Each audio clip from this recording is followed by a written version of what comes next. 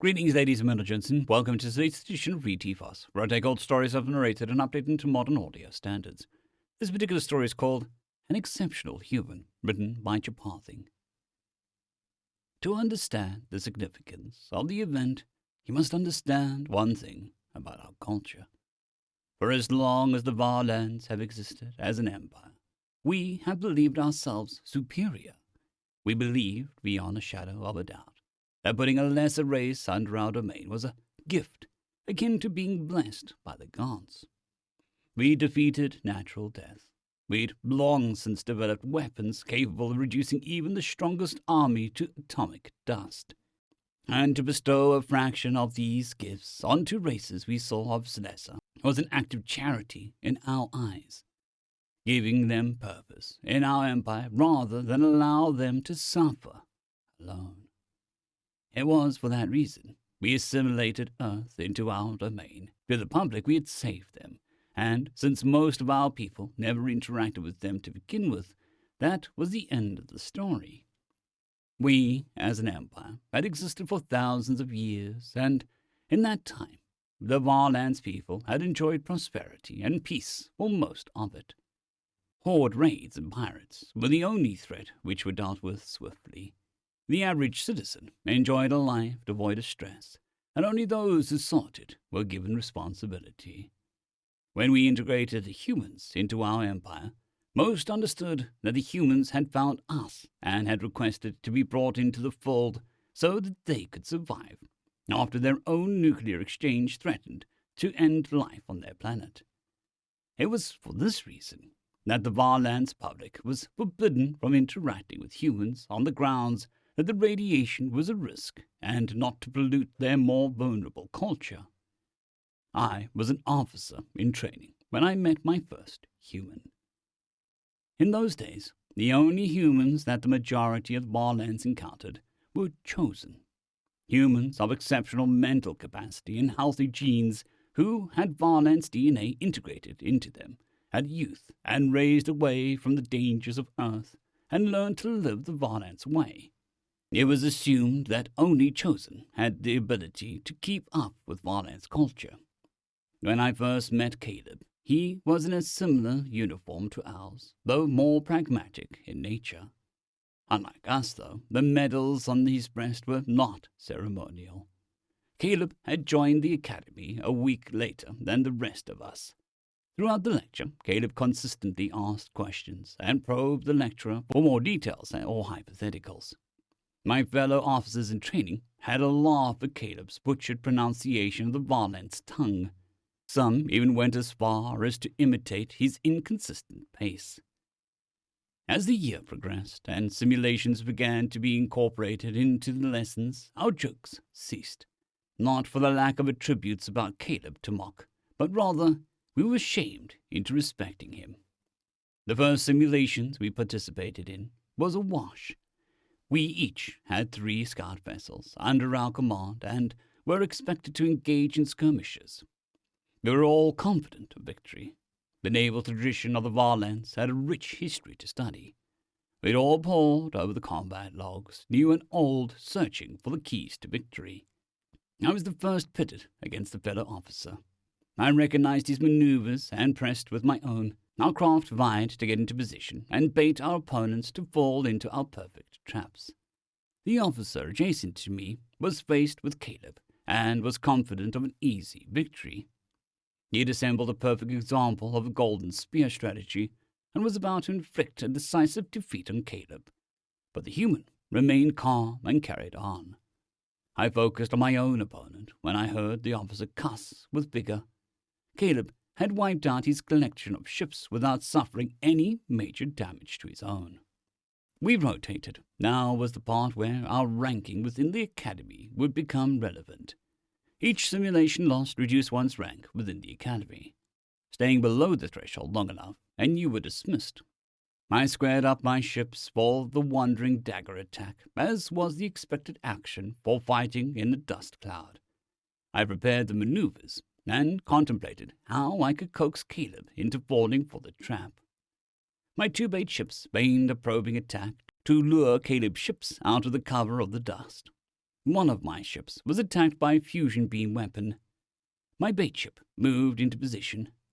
I prepared it to strike when it lost signal. I moved my other two ships to aid my third. A spread of scrambler torpedoes hit my ships, causing damage and, more worryingly, knocking out movement control for several minutes. All three of Caleb's ships sprang on my disjointed unit and reduced them to slag. This trend continued for that training session and every session thereafter. Of the 134 official simulation seasons that would be fought over the year, he would lose only 4.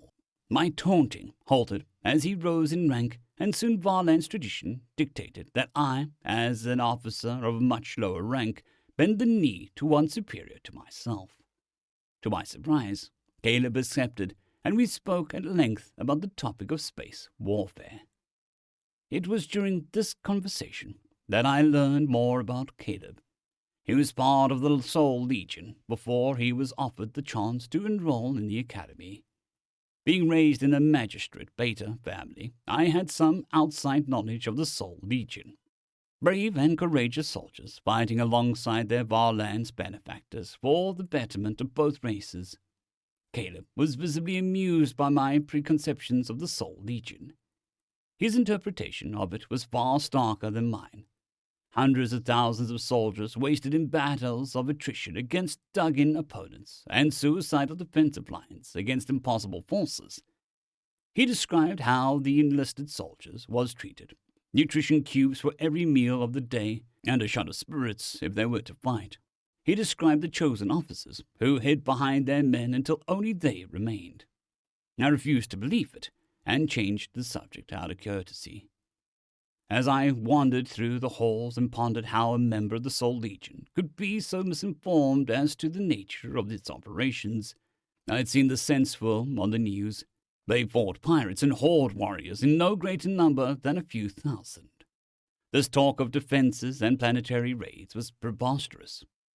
After the way he spoke of the brave forces that he was a part of, I distanced myself from him to allow him time to contemplate his misconceptions. Our training had advanced to including more powerful craft, such as heavy scout cruisers and escort carriers, so I didn't have time to talk to him anyways. Our battles lasted hours instead of minutes, and Caleb suffered under the grueling conditions. Unlike Varland's, who required 2 hours of meditation per hemisphere of the brain, humans required a complete neural reset of 8 hours. What was tiring for us was nearly lethal for Caleb. During a joint unit operation simulation, the scenario lasted for 78 continuous hours. By the end, I was exhausted, and I walked to my meditation mat. Caleb, however, had curled under the simulation station and slept until discovered by janitorial staff the next day. We resumed speaking after I realized what he was enduring to remain in the academy, and offered my lecture notes for the time that he had missed by sleeping. I believe the kind gesture would allow him to break through whatever ill mindset that had befallen him. I asked him about what it was like to be chosen. He paused for a while and told me he felt like he was doing a great service to his species being here. He described the pride he felt when he joined the Soul Legion. I smiled as I saw him smile. I was unfamiliar with the intricacies of human emotion and expression, but for a simple species, a smile could only mean positivity. Even one with Varland's genes in it couldn't be that hard to read. The simulations became more and more intricate, involving irregular units, civilian craft, and detailed operations spanning dozens of systems. Caleb took it in his stride, relishing the opportunity to lead so many ships. The other officers and I were overwhelmed by the number of ships to optimize our tactics for. We'd spent weeks researching prior to the mission to find strategies to adapt. Caleb, meanwhile, despite losing out on 4 hours a day to sleeping compared to us, was able to keep up. He struggled, of course. For the last half of the year, it was a common sight to see Caleb sleeping everywhere but his bed, opting instead to pass out where he was. It was intimidating, to say the least, to see someone only part Varland's keep up with us when our entire lives we've been told it was impossible or lethal for non-Varlands to work at the same level as Varlands. And yet, when it came to the simulations, regardless of what tactics we found and adapted, Caleb was always ahead of us. Even when we adapted old strategies from other races, the results were the same. We'd shock him and make progress, but soon he'd be on us and wouldn't let up. Officer after officer was dropped from the course as they failed to keep up with the rank requirements thanks to Caleb. During the last weeks at the academy, I managed to find Caleb awake and not buried in data pads. I asked him how he was able to do it. I promised to never speak of what he told me. Caleb agreed, and we continued our conversation in the simulation room. He activated the table and assembled a default training mission. He examined my fleet and his own, followed by the mission goal. He then turned his back to the table and instructed me to make my first move. I assembled a barricade formation with an iron citadel configured capital fleet layout.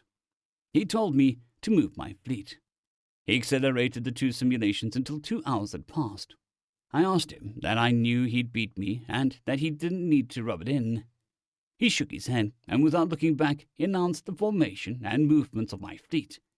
He turned around and told me bluntly that he'd beaten us before we'd begun the fight. He knew what we would do and thus could act accordingly. And if we did something he didn't expect, he simply probed it until he learned the weakness and resumed.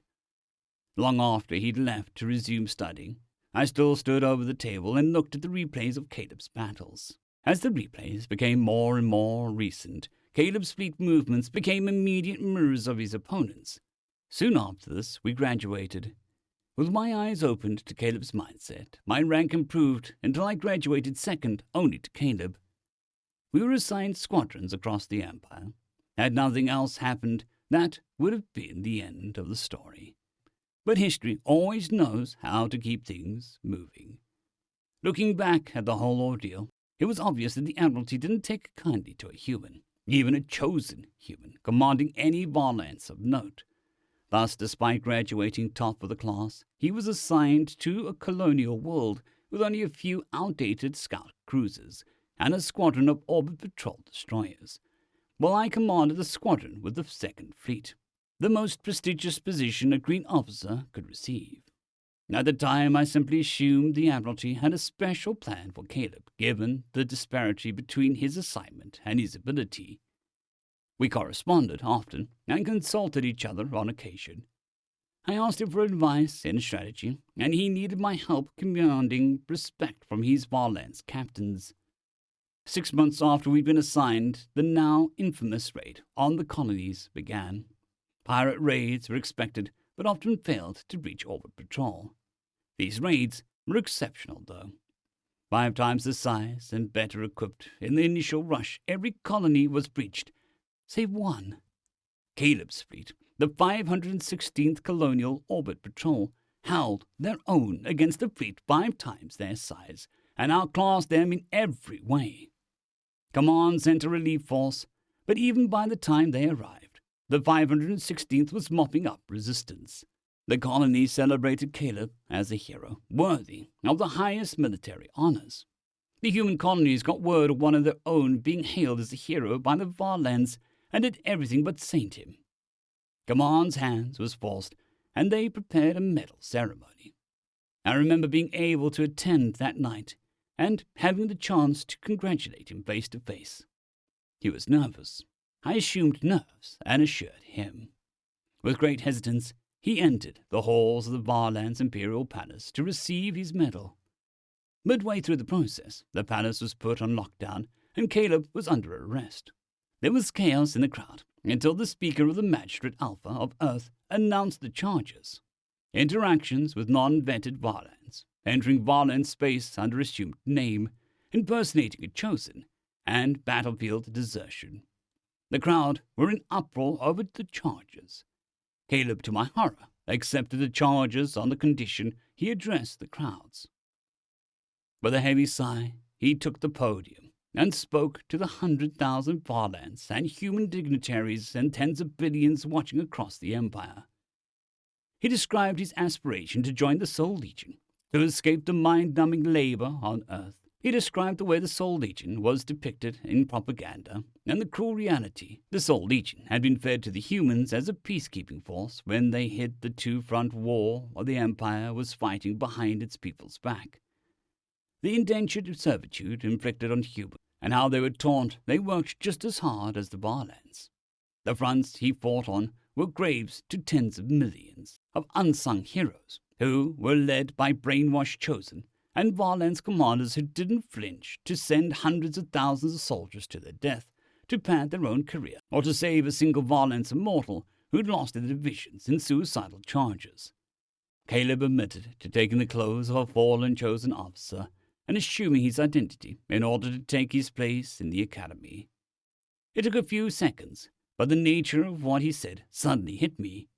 He wasn't a chosen. He'd kept up with the other officers, but he was not part Varlands. As he finished his speech, he yielded his hands to the waiting magistrate, who put him in bonds. That night, Earth roared with one voice. The workers, the soldiers, the administrators, they all cried out one word: equal. On the hundreds of worlds under our dominion, the lower castes were out in numbers. They'd been lied to, manipulated, and kept complacent by trivialities and ignorant by apathy. The Soul Legions were threatening to revolt abroad, and the lower castes were rioting within. There was nowhere for the old administration to hide. Immortals whose families benefited enormously from the continual war didn't like their chances against their Soul Legion, who had suffered under them and were hesitant to open fire on their own kind. It was as the Empire was born in the remnants of the Imperial Palace that I found Caleb again. It had his name legally changed rather than take back his old one. 2 separate people, he said, as he sat down as Senator of Earth. 1 senator per world, so that the smallest colony and greatest metropolis world stood equal. The luxuries reserved for the Varlands were shared with the humans, freeing them from their endless labor. Looking on all of this, I was saddened to think that this institution that we'd built would suddenly succumb to the same corruption that we had fought against. But at the same time, it emboldened me to fight against the corruption. I didn't know what the future held, but if we faced it with a race like the humans as our equal, I knew that we would overcome it. End of story.